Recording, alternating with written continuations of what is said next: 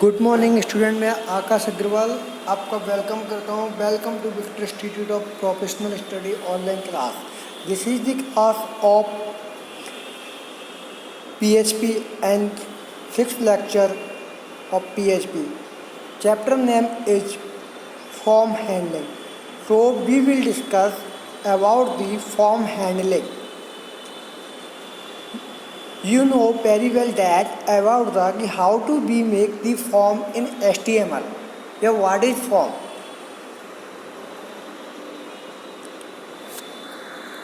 So we will discuss in this chapter. First one is introduction, then a simple HTML form, then get versus post method for PHP form validation, text field, radio button, the form element, display the error message, validate name, email and URL, keep the value in the form and date function. So they are this topic in this chapter. So we will discuss one by one. So let's to move on introduction. If we want to talk to about the form, so first what is the form? First question is that suppose that if you are taking an admission in any school or any college, so you fill up the form.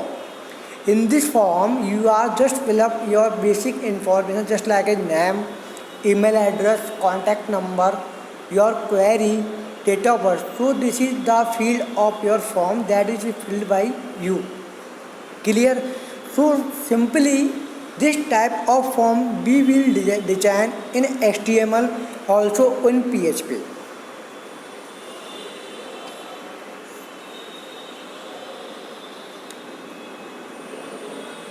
One of the most powerful feature of PHP is it handle HTML form. सबसे बड़ा feature जो PHP का है वो ये है कि आप अपने फॉर्म को किस प्रकार से हैंडल कर सकते हो। हैंडल मीन्स मतलब कि आप अपने फॉर्म के डेटा में क्या क्या चीज़ें लगा सकते हो, क्या क्या सिक्योरिटी दे सकते हो, किस टाइप से आप वैलिडेशन लगा सकते हो।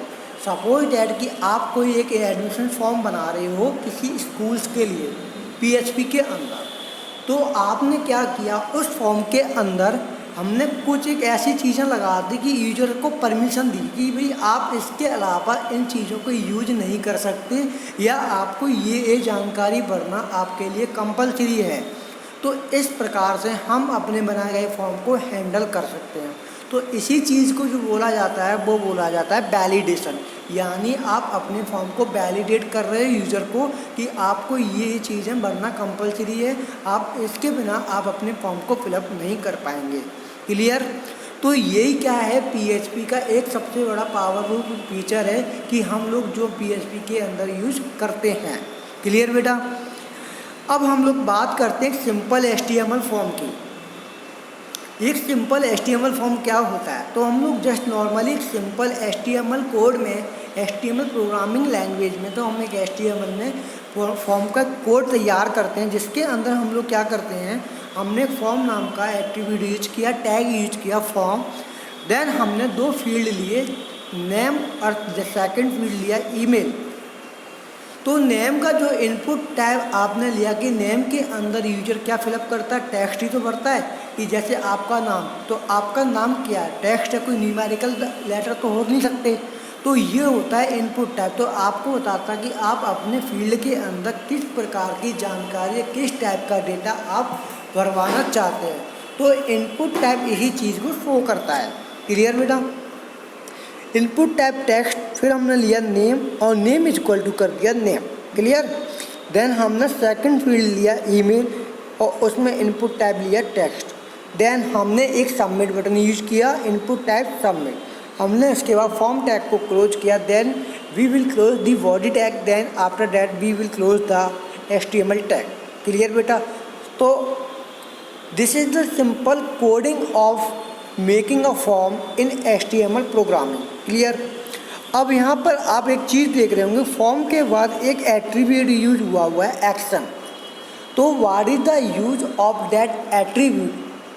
सो जब भी हम लोग फॉर्म टैग यूज करेंगे तो फॉर्म टैग के साथ हम लोग दो एट्रीब्यूट यूज करते हैं, एक होता है मेथड और एक होता है एक्शन।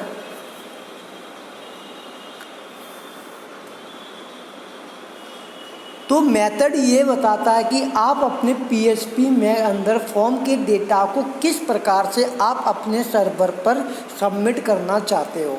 क्लियर, यहाँ तक क्लियर हुआ बेटा। देन एक्शन आपको ये बताता है कि आपकी फॉर्म की यूआरएल, कि आप अपने फॉर्म को किस यूआरएल पे भेजना चाहते हो। तो मेथड के अंदर दो मेथड यूज करते हैं हम लोग, करते हैं एक गेट मेथड यूज करते हैं और एक करते हैं पोस्ट मेथड। उन ये दोनों मेथड क्या हैं, सुपर ग्लोबल मेथड हैं, जिनका यूज फॉर्म के डेटा को कलेक्ट करने के लिए किया जाता है।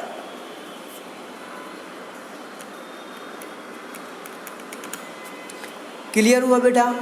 जब क्या करता है, ऊपर वाले फॉर्म को जब यूजर भरता है और जब सबमिट बटन पर वो क्या करता है, क्लिक करता है, तो आपका फॉर्म के डेटा की प्रोसेसिंग होने के बाद तो आपके फॉर्म के डेटा की प्रोसेसिंग होने के बाद वो पीएचपी के सर्वर पर फाइल नेम welcome.php के नाम से पहुंच जाता है। ठीक है, तो हमने इस फॉर्म के डेटा को जो जिस मेथड से भेजा गया वो मेथड हमने यूज किया था post method. Clear. To display the submitted data, आप अपने सबमिटेड डाटा को डिस्प्ले करवाना चाहते हैं आप अपने सर्वर के पेज पर, तो आपको सिंपली क्या करना है, सारे वेरिएबल को कॉल करना है, यानी इको करवाना है। तो हमने एक नीचे दिया हुआ है कि हमने जो welcome.php नाम की फ़ाइल बनाई है उसके अंदर हमने अपने वेरिएबल को किस प्रकार से कॉल किया। तो आइए हम उस एग्जाम्पल को देखते हैं और उस एग्जाम्पल में समझते हैं हम अपने वेरिएबल को किस प्रकार से कॉल कर सकते हैं या किस प्रकार से इको करा सकते हैं। क्लियर। तो आप यहाँ पर अपनी स्क्रीन पर देख पा रहे होंगे, सबसे पहले हमने जो यूज किया वो हमने ओपनिंग टैग ऑफ HTML की यूज किया, जैसे कि हम लोग करते आते हैं। देन HTML के बाद हमने बॉडी टैग यूज किया, देन हमने लिखा वेलकम। क्लियर। देन उसके बाद PHP टैग यूज किया, क्योंकि हमारी PHP फाइल है तो हम PHP की स्क्रिप्ट को यूज करेंगे, तो हमने इसके लिए PHP का हमने क्या लगाया, ओपनिंग टैग लगाया। देन हमने क्या किया, अपने नेम को करा दिया प्रिंट। किस मेथड से, पोस्ट मेथड से। तो हमने एक पोस्ट नाम का वेरिएबल डिक्लेयर किया $_पोस्ट और ब्रैकेट के अंदर दिया नेम। तो हमने इको से इस नेम को पोस्ट मेथड के हेल्प से हमने क्या करा दिया, कॉल करा दिया। देन फिर से हमने क्या किया, ईमेल एड्रेस, फिर से हमने लिखा your email address is that. ठीक है बेटा।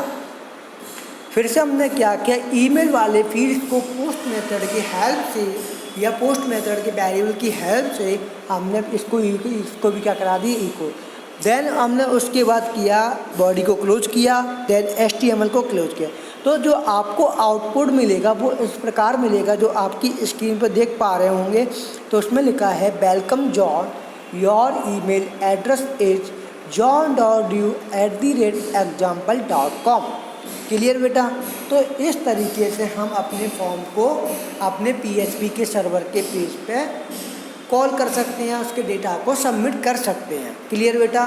तो फॉर्म होता क्या है, फॉर्म वैलिडेशन क्या होता है, और गेट मेथड या पोस्ट मेथड किस काम आता है, और किस प्रकार से हम HTML में फॉर्म डिजाइन करते हैं, और PHP की फाइल में किस प्रकार से HTML के फील्ड को कॉल कराते हैं। तो ये आपको समझ आया होगा। देन नीचे एक आपको कुछ दिख रहा है, उसमें लिखा हुआ है the same result could be achieve using the HTTP get method. आप सेम रिजल्ट भी प्राप्त कर सकते हैं गेट मेथड का यूज करके। तो कंपलसरी ऐसा नहीं है कि आप पोस्ट मेथड यूज करें या गेट मेथड यूज करें।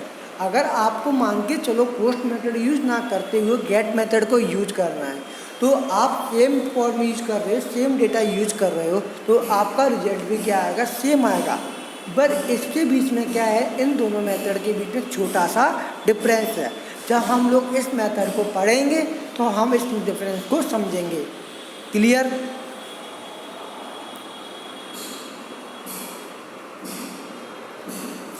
तो यहाँ पे गेट मेथड का यूज करके हुए आपको दो एग्जाम्पल दिए हुए हैं। एक तो HTML सिंपल HTML फॉर्म का एग्जाम्पल दिया हुआ है, सेकंड नेक्स्ट उसी के नीचे एक PHP का एग्जाम्पल दिया हुआ है। क्लियर बेटा? तो जैसे हम लोगों ने पोस्ट मेथड का यूज करते हुए HTML के अंदर एक फॉर्म बनाया था, सेम यहाँ पर हम गेट मेथड का यूज करके फॉर्म बना रहे हैं। तो वही सेम प्रोसेस वही है। देन एक बार इस एग्जाम्पल को और देख लेते हैं हम लोग। फर्स्ट सबसे पहले जैसे हम लोग पता कि HTML स्टार्ट करते हैं तो हमें HTML का ओपनिंग टैग लगाते हैं। देन हमने लगाया body tag, opening tag of body.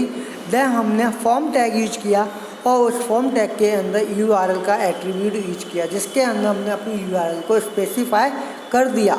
Then हमने उसके बाद मेथड लगाया। मेथड इक्वल टू हम लोग कौन सा मेथड यूज कर रहे हैं? GET यानी गेट मेथड। देन उसके बाद हमने दो फील्ड लिए, एक लिया नेम फील्ड, एक लिया ईमेल फील्ड, और उन दोनों के इनपुट टैब एरिया को डिक्लेयर किया। इनपुट टैब एरिया दोनों का कैसा है? टेक्स्ट है। देन हमने इनपुट टैब लिया सबमिट। क्लियर? फॉर्म टैग को क्लोज किया, then body tag close, then after that HTML will be close. इस फाइल को हमने सेव कराया और उसमें को रन करा दिया। क्लियर? उसके बाद क्या किया? इसी HTML कोड को हमने PHP के कोड से क्या कर दिया? लिंक कर दिया। और यह HTML के जो वेरिएबल जो फील्ड यूज किए थे उन वेरिएबल फील्ड को या वेरिएबल को हमने क्या किया? इको से प्रिंट करा दिया। तो जब हम इस स्क्रिप्ट को रन कराएंगे अपने सर्वर पर, तो हमें जो पोस्ट मेथड के अंदर रिजल्ट मिल रहा था सेम रिजल्ट हमको यहाँ पर मिल रहा है। क्लियर हुआ? बस सर एक क्वेश्चन ये पैदा होता है कि ये क्वेश्चन कि पोस्ट मेथड से भी हम लोग वही काम कर रहे हैं, गेट मेथड से भी हम लोग वही काम कर रहे हैं, तो बट इन दोनों के बीच में अंतर क्या है? तो जगह अगर दोनों मेथड का काम एक ही है तो दोनों मेथड में से कोई भी एक मेथड से काम कर सकते थे। तो यस बेटा, आपका क्वेश्चन बिल्कुल सही है कि दोनों मेथड के अंदर एक बहुत बड़ा डिफरेंस है, वो है सिक्योरिटी। पोस्ट मेथड जब भी यूज करते हैं तो हमारी PHP की स्क्रिप्ट जो रहती है वो हमारी सिक्योर रहती है, बट गेट मेथड के अंदर ऐसा नहीं होता। क्यों नहीं होता? जब हम लोग अपनी स्क्रिप्ट को रन कराते हैं पोस्ट मेथड की हेल्प से, तो आपकी स्क्रिप्ट का जो डाटा होता है, जो आपके फॉर्म का डेटा होता है, वो आपकी URL पर शो नहीं होने देता। यानी इसका मतलब ये है, जब हम लोग पोस्ट मेथड यूज कर रहे होते हैं तो पोस्ट मेथड क्या करता है? आपकी URL पर आपके डेटा को शो नहीं करता, वो सिक्योर रखता है आपके डेटा को। यानी आपके डेटा को कोई और यूजर नहीं देख सकता, यानी उसको बुकमार्क नहीं कर सकता, उस डेटा को सेव नहीं कर सकता।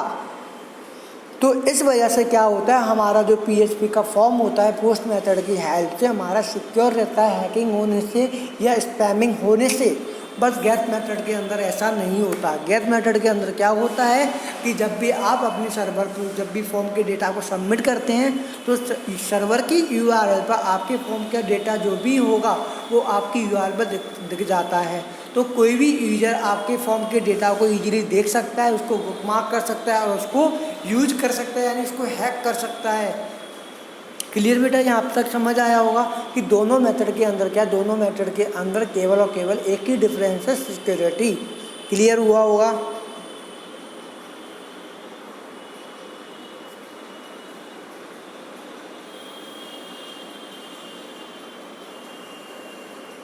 अगला टॉपिक हमारा जो है thing security ban your processing PHP form.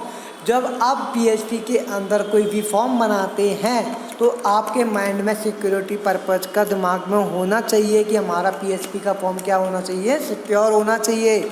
तो जब भी बेटा आप लोग PHP प्रोग्रामिंग के अंदर काम करते हो या PHP प्रोग्रामिंग के अंदर कुछ भी काम कर रहे हो, जब इस टाइप का काम कर रहे हो कि आप अपने डेटा को सर्वर को दे रहे हो या सर्वर के पेज पर भेज रहे हो, तो आपके हमेशा माइंड में एक चीज़ होनी चाहिए कि हमारा डेटा हमेशा क्या होना चाहिए? सिक्योर होना चाहिए।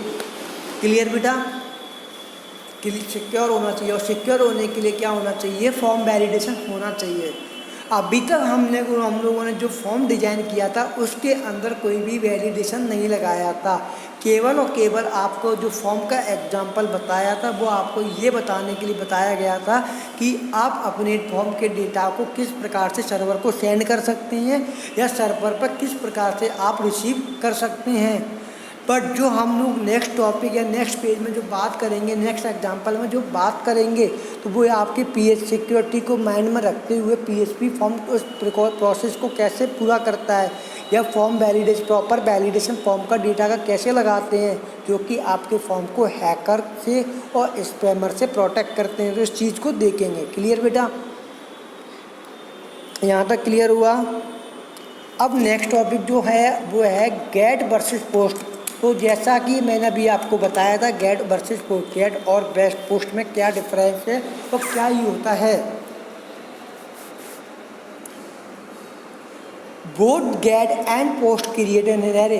तो सबसे पहली चीज़ ध्यान रखो, गेट वेरिएबल या पोस्ट मेथड या पोस्ट वेरिएबल दोनों ही क्या काम करते हैं, एक एरे क्रिएट करते हैं। और एरे के अंदर क्या होता है, एक की होता है और उस की का क्या होता है, एक वैल्यू होता है। वो एरे क्या करता है, आपकी की या वैल्यू के पेयर को होल्ड करता है। Where the key are the name of the form control, where जहाँ पर की क्या होती है, आपके फॉर्म कंट्रोल का नेम होती है, और वैल्यू क्या होती है, are the input data from the user, यानी यूजर के द्वारा जो डेटा इनपुट किया गया या जो डेटा आपके फॉर्म में डाला गया, वो सारा का सारा किसका काम करता है, वैल्यू का काम करता है। ऑफ द फॉर्म के कंट्रोलेशन होते हैं या फॉर्म के जो फील्ड्स होते हैं वो किसका काम करते हैं, आपके एरे की का काम करते हैं। क्लियर। नेक्स्ट, दोनों जो मेथड होते हैं, गेट मेथड और पोस्ट मेथड, वो क्या होते हैं, सुपर ग्लोबल मेथड होते हैं और उनको एक वेरिएबल की तरह ट्रीट किया जाता है, जैसे $sign of underscore get and $sign of underscore post, which means that they are always accessible. इसका मतलब ये होता है ये हमेशा एक्सेसिबल है और you can access them from any function. इन्हें हम किसी भी फंक्शन से एक्सेस कर सकते हैं, किसी भी क्लास से एक्सेस कर सकते हैं, किसी भी फाइल से यूज कर सकते हैं, without having to do anything special, बिना कुछ स्पेशल किए हुए। क्लियर। यानी इसका मतलब ये है कि आप अपने इस गेट मेथड या पोस्ट मेथड को किसी भी फंक्शन में यूज कर सकते हैं, किसी भी फंक्शन से एक्सेस कर सकते हो, किसी भी क्लास से एक्सेस यूज कर सकते हो, किसी भी फाइल से यूज कर सकते हो। क्लियर हुआ बेटा यहाँ तक get versus post. Get versus post क्या होता है, गेट क्या होता है, पोस्ट क्या होता है। आई होप उनको समझ आया होगा। अगर नहीं समझ आया तो थोड़ा सा मैं आपको नोट्स प्रोवाइड करा दूंगा, उन नोट्स में आप पढ़ना और एक बार फिर से उस वीडियो को रिपीट करना, तो आपको अच्छे से समझ आ जाएगा। क्लियर बेटा।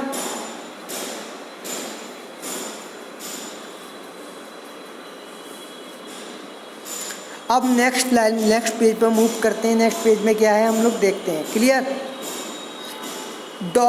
$साइन अंडरस्कोर गेट, यानी get variable is an array of variable. ये एक वेरिएबल का क्या होता है, एरे होता है। ये क्या होता है, एक बेटा वेरिएबल का एरे होता है जो क्या करता है, मौजूद स्क्रिप्ट को के URL पैरामीटर के द्वारा पास होती है। यानी जो हम स्क्रिप्ट को रन करा रहे हैं तो वो URL में पैरामीटर के द्वारा क्या करता है, उस स्क्रिप्ट को पास करता है। देन अगला टॉपिक क्या है, $साइन ऑफ पोस्ट। तो ये भी क्या करता है, मौजूद स्क्रिप्ट को पोस्ट मेथड से URL के पैरामीटर को पास करता है।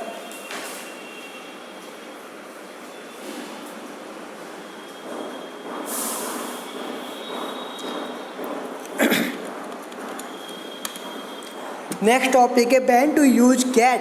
गेट हमें कब यूज करना चाहिए या गेट का प्रयोग कब करें। क्लियर। तो नेक्स्ट टॉपिक है गेट का प्रयोग कब करें, GET मेथड का प्रयोग कब करें, GET वेरिएबल का प्रयोग कब करें। ठीक है। Information send from A form, जब हम फॉर्म की हेल्प से कोई इंफॉर्मेशन भेजते हैं with the GET method, get method का यूज करके फॉर्म से कोई इंफॉर्मेशन को सर्वर पर भेजते हैं, तो वो क्या होता है, इज विजिबल टू एवरीवन, वो हर किसी को दिखाई देता है। यानी उस फॉर्म की जितनी भी इंफॉर्मेशन है या जितने भी वेरिएबल के नेम हैं या जितनी वेरिएबल की वैल्यू हैं, वो किस में दिखाई देती हैं, आपकी URL में दिखाई देती हैं। क्लियर बेटा। GET also has limit on the amount of information to send, amount of information send करने की भी GT क्या करता है, लिमिट होती है कि एक इंफॉर्मेशन इतने अमाउंट से ज़्यादा की इंफॉर्मेशन को आप सेंड नहीं कर सकते। तो GT इसके लिए लिमिटेशन देता है कि आप इतने डेटा तक अपने या इतने कैरेक्टर के डेटा तक को आप सेंड कर सकते हो, इससे ज़्यादा के ऊपर के कैरेक्टर के डेटा को आप सेंड नहीं कर सकते। वो लिमिटेशन है कि आप केवल और केवल 2000 कैरेक्टर तक के डेटा को सेंड करते हैं। However because the variable are display in the URL, क्योंकि ये क्यों होता है, ये लिमिटेशन क्यों है, क्योंकि आपके वेरिएबल जितने भी फॉर्म के अंदर यूज होते हैं वो सारे के सारे कहाँ पर डिस्प्ले होते हैं, URL में। इसलिए it is possible to bookmark this page, तो यानी यूज़र क्या कर सकता है, यूज़र की ये पॉसिबल भी है, इस पेज को वो ईजीली क्या कर सकता है, बुक मार्क कर सकता है, यानी सेव कर सकता है, और उसमें उन डेटा को कभी भी आपके इस डेटा को यूज कर सकता है। नेक्स्ट, गेट में B use for sending non sensitive data. अगर आप नॉन सेंसिटिव डाटा भेज रहे हैं तो आप गेट मेथड का इजीली यूज कर सकते हैं और उसमें हमें कोई प्रॉब्लम नहीं होगी, क्योंकि हमारा डेटा जब नॉन सेंसिटिव है तो हमें कोई इशू आएगा ही नहीं। GT should never be used for sending password और अदर सेंडिंग सेंसिटिव इंफॉर्मेशन, यानी कोई सिक्योर इंफॉर्मेशन है, कोई पर्सनल इंफॉर्मेशन है, उसको आप सेंड करना चाहते हो तो उसके लिए कभी भी हम GT मेथड यूज नहीं करेंगे। क्लियर बेटा?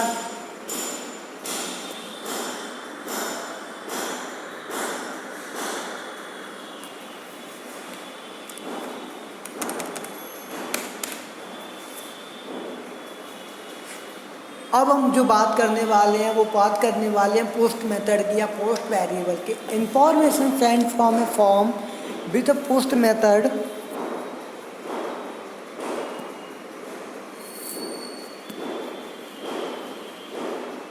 जब हम लोग क्या करते हैं, इंफॉर्मेशन भेजते हैं अपने फॉर्म की, समझ आ रहा है, फॉर्म के अंदर कोई भी इंफॉर्मेशन भेजते हैं तो वो आपके सर्वर पर जाके स्टोर होती है। क्लियर है? तो अब इसके लिए क्या होता है, इस फॉर्म के डेटा को कलेक्ट करने के लिए हम लोग दो मेथड यूज करते हैं। फर्स्ट होता है get GET, then second method होता है post.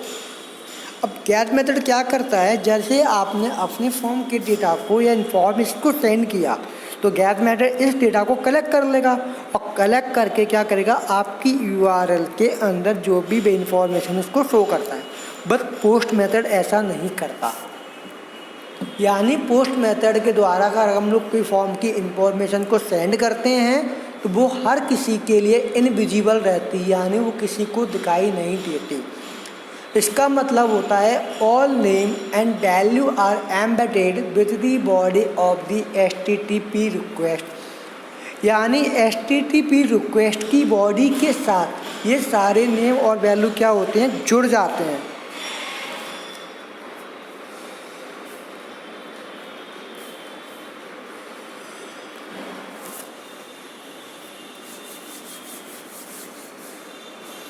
Developer prefers post for sending form data. जितने भी डेवलपर्स होते हैं, PHP डेवलपर्स होते हैं जो वेबसाइट डिजाइनिंग करते हैं या जो एप्लीकेशन डिजाइनिंग करते हैं, वो सारे के सारे डेवलपर्स क्या करते हैं, पोस्ट मेथड को ही प्रेफर करते हैं फॉर्म के डेटा को भेजने के लिए।